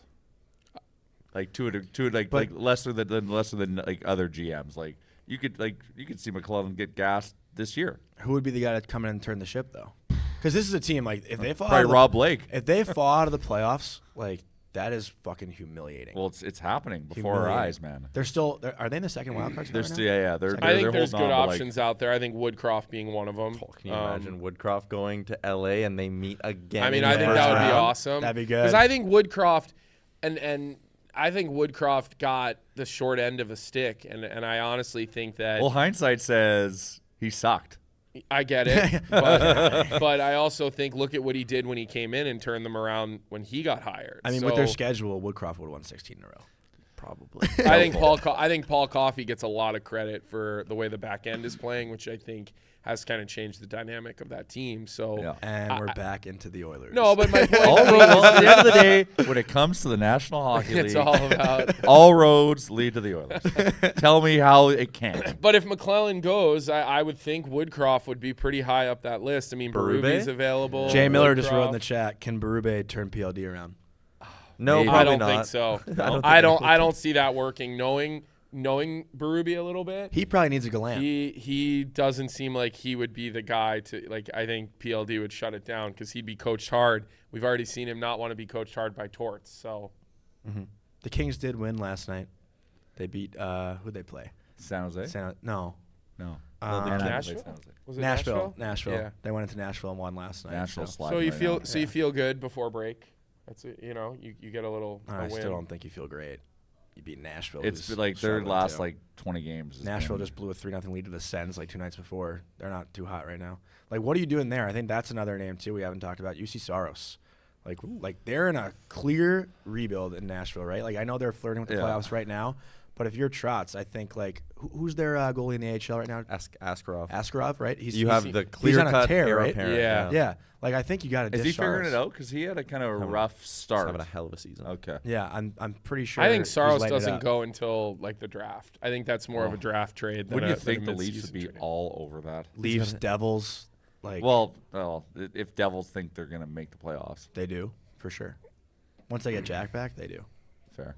I mean, they're a different team. We talked about it the other day. They're a different team with Jack Houston. Yeah. One more year at $5 million. Like, contenders should just be salivating over that opportunity. And if you're the Preds, why do you want to get into the playoff? Like, you don't have aspirations of going deep. You know this roster is not going to take you deep. So trade him now. Get an extra asset out of this thing. Why wait till the draft? Because I think he's a bigger deal that I actually think you get more out of at the draft, where there's more suitors, there's more teams that can do it. Because Saros is a guy that I think an organization could make a major long-term investment in. And, again, how limiting is the deadline? It's only I think there's 20 teams in the NHL right now that he upgrades, like major upgrades. Well, don't you think like Edmonton's an all-in team, but like don't you think Toronto's in that all-in moment too? Yeah, I mean, I think they've been in that For a like couple a years while, now. but it's similar to Edmonton, like the clock's ticking. There's a lot of teams whose They are, but closing. they have so many big money guys that are signed long term that they have to be even more careful. Like I think Edmonton's cap situation, like long term, is better. I mean, you look at all the money sunk into 4 forwards in Toronto. Well, one of them's gone in the offseason. You know what's wild? And to make We this always more, say that with that group, and then somehow they're all sticking together. They all keep flaking it's out not together. Working. One's got to go. to make this more general NHL again. How dare I think you. it's I think it's crazy the flip flop this year with East versus West. Last year, the narrative at this time of the year going into the playoffs was, wow, the East is going to be a dogfight, and the West is so top heavy. Now you look at those 6 teams in the West, like any one of those 6 teams can come out on top. I think even 7 teams too, if you want I to include include LA still. Yeah. Yeah, but like in the East now, there's like probably 3-4 teams maybe that stand out, like Boston, Carolina, maybe the Rangers if you want to throw them in there, and Carolina Florida. needs a goalie real Like, bad. Well, Yeah. there's Saros. Saros to Carolina would Yeah. make a lot of sense. They I think don't- Fleury to Carolina would make a lot of sense too. But the flip flop there, Yeah. between year to year, I think is just crazy. Yeah, you're right. And I think last year you saw it with Florida, like they were so beat up come Stanley Cup final, like Vegas pretty much had an easy time with them. Not saying the Western Conference was an easy path to the Stanley Cup final, but like you saw these teams in the East beat the shit out of each other in playoffs, where in the West that's probably what's going to happen this year. Yeah. Florida's going to be very interesting this year. If there's a team that I like watching play and plays the way I like, Johnny loves Florida. I think everyone's starting to get on the Florida trend too. like they're the Broad Street Bullies. Like Yeah. they only- what? The only thing that I worry about with Florida is how close is Bobrovsky to turning into a pumpkin again? It's always a question. What do you mean by that? I haven't pumpkin. When's the clock gonna strike midnight on him? Oh. Right, like he was You- a year ago I've Does never it today. heard hail that. you I've in the never heard story of that, Cinderella? You don't know Cinderella? No. You don't never. There's a pumpkin involved in Cinderella. Oh God. Oh my God! This time last year, You can't Bobrovsky. even, that's the thing. You Is can't this a even, generational you gap can't even thing? talk. You can't even Well, I talk know to it. someone who Is that a known thing? Like, what the hell is the Seriously, the pumpkin? in Cinderella? carriage, the pumpkin, or really? We need to litigate The glass Cinderella slipper? right now on our hockey show. I don't know, guys. I'm not familiar with the Cinderella story Johnny. too much. Oh my God, I'm dude! not. What was the last really bad movie reference he didn't have, Vic? What was the last one that we just couldn't believe he didn't know the movie? I'm not even embarrassed. It's Cinderella. Well, what does the Oh. chat say? I'm assuming you're getting lit up. For Oh, that. for sure, probably. That's like, and I mean, I'm not Like, isn't it like compulsory in literally school? like I was more of like a Lion King guy. But then you're in the Cinderella. Disney universe. I like Disney. Don't get me wrong. I just don't really know the Cinderella storyline that much. Do you know Mickey Mouse? Wait, how about this? He didn't. We gave him a Saved by the Bell reference, Dude! Didn't I've know- never seen it. I've never seen it. Oh, Never- I know it's that- way before your never time, seen but Saved by still. the Bell. That D. Ely guy calls me Calogero all the time. Is that from that show? Oh no, that's from Kelly Bronx Tale. Kapowski Bronx is Tale. one of Didn't the know who Kelly all-time Kapowski was. hottest Didn't know who characters in the AC history. Slater was. Zach Morris was my man. You see what you did to me putting me with this guy? Jesus. Wow. He doesn't know Saved by the Bell. You see what I'm dealing with? Like I know every it's day? like a You 90s understand show, why I but like feel like It's a I have to- generational difference. but like you know punch Beverly down Hills so 90210. I've never seen it. My fire tries to walk off. No, it's I think what we're establishing is I'm old. I think that's I think we've Jay, established- Tyler's heard of these things, and they're the same age. Well, Tyler's an old soul. Yeah, I'm an old man. You curl on Tuesdays. You are an old soul. Hell yeah. Yeah, shares a pitcher of beer with his fellas? lead, his second, his third, and his skip. I'm the lead. He's the lead. Yeah, which is not good in curling. So back to the pumpkin. If you could explain. Bobrovsky a year ago was the worst contract in NHL history, and now all of a sudden he's a Vezina caliber goalie again. And it's like, at what point does he just turn back into the? At midnight, that carriage turns to a pumpkin. Yeah. Oh, it's like Shrek. Fiona turns into an ogre at midnight. Same shit. There you go. When does Bobrovsky turn back into an ogre? Bobrovsky. Wow. I Bobrovsky. really screwed you Call up him with Bob. the Bobrovsky. We'll just call him Bobby. Bob.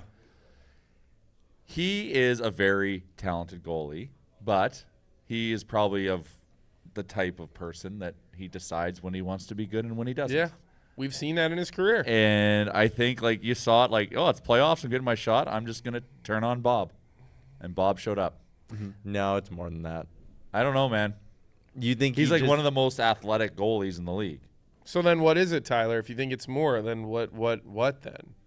I just think he's the type of goalie he is, very athletic. At times he overcommits. Like, I think that type of goalie is prone to great hot streaks and great cold streaks. So you And think right it's more technical than effort? now, I think so. And maybe a little bit between the ears as well when things start going wrong Did for you like him. Mike Smith as a goalie? I loved him. I wasn't He as high on Mike was- Smith at the time. Yeah. Great. There was no Man, he could technicality play, to his He game. could play the puck, that guy. Yeah. Oh, my God. Man. Absolute missile of a shooter. That goal against, what was it, Anderson on Calgary? That Yeah. like full ice goal in like, what was it, game I thought that was 5 it. or game 6? I thought Mike. He looked like the Series over. Undertaker with like the long hair coming out the back of his helmet, Mike Smith. Is he done? He retired? Oh, yeah, Yeah. he's done. He retired. He's too banged up. He ever come on Oilers Nation? I would love to have him on. Yeah, that'd be a great Make chat. it happen. I can't. Get him on. We'll work on it. He's in Kelowna now. We'll find him. Oh, yeah, he's. We'll find Get him on digitally. Get him in the chat. Oh, you know how the chat operates on my show. He's probably going to be in there today. Every Oilers legend has an account on the chat on game nights for Oilers Nation. Every Calvin everyday Pickard, listener, yeah. when he's backing up, is in the chat. Yeah. Oil Sneaky Pete has my back. He said, not a known thing. Dude's way too much into princesses. So No, that's not like I've never even seen a Cinderella movie, but like everyone should know the phrase like turning into I know a the pumpkin. slipper. I know the slipper. Yeah, it's one of those things that you don't even need to know the origin to it. Yeah, it's just like that's a common saying. It's just life. It's because he doesn't listen. He just walks around with his cell phone like this, taking selfies, So not filming me. everything. That's so like, not me. It's like day in the life of Johnny. He's walks around the airport with a selfie stick, like filming the whole That's just experience. false. So he False doesn't listen to accusation. anything. He's never listening. Because I don't get the Sometimes Cinderella we reference, talk all of a about sudden I something walk on our around with a selfie show, stick. and then he'll says a lot. He'll ask yeah. me a question about something we just talked. He doesn't listen. That was one His time. I attention tuned him out span- one time on the show because I was looking something up. It's like my on computer. Finding Nemo, the fish with the attention span of like 9 seconds. You mean like this, right? Dory? here? You don't know who Dory that's is? him. Idiot. He's got no attention span. That's good stuff. That's good stuff. All right. Well, we want to thank you guys so much for doing this. We've had you here. Tyler, you've been here for like an hour. Jay, thank you It's so a much. combined Yeah. morning cup of hockey Oilers Nation special. We didn't plan on this, but it just we couldn't get off of it. And we did cover more than the Oilers. Yeah. did. We did do a good little bit of Yeah, national we talk. snapped it around, but Yep. like I said, it always kind of comes back to the Yep. Oilers, but then always use it as a launch pad. We snapped it around like the Oilers power play. Morning Cup of Alberta.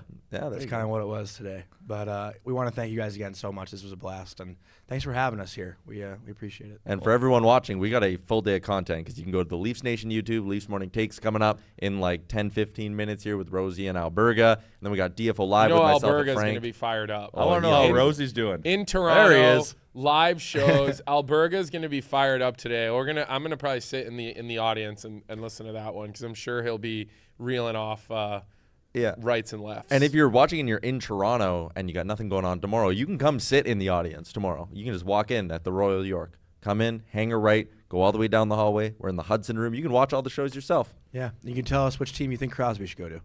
what else? So after Oilers, what's after that? Barn Burners in the mix as well, and then it goes to Oilers, and then it's coming in hot, our Senators show with Is Yorkie. DFO Live today DFO as Live well? will go at noon Eastern, yep. Perfect. Big day. Big day. Sponsorship X. We're taking it over. All right. Well, thank you to everyone in the chat today. Thank you to our producer, Vic. Thank you to the entire crew. And that's going to be a wrap for Morning Cup of Hockey today.